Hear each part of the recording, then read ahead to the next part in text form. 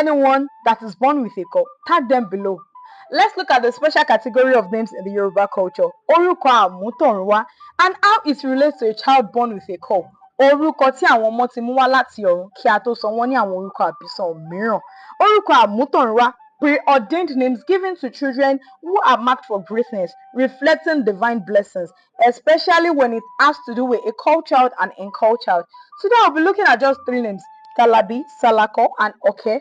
Talabi is that female child given birth to with a portion of the amniotic sac still attached to them, typically covering the face or other parts of the body. Salako is the male of Talabi. What differs is just the gender. Talabi female, Salako male. Okay, the one that is wrapped like a gift when given birth to. Okay, are those who are born with the amniotic sac completely wrapped like a bubble, still intact, not broken. In the Yoruba land, okay is an ancient sack used to hold money. Hence, when you have okay in your family, it means you have wealth, great fortune, and a special one in your midst.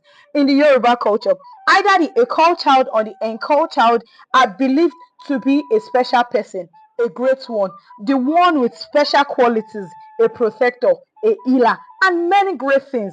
Do you know anyone born with a Caul? Tag them below or share your experience. Don't forget to share this video, like, and follow me for more cultural insights. I still remain Amoke Omo Baba Bili Onilu.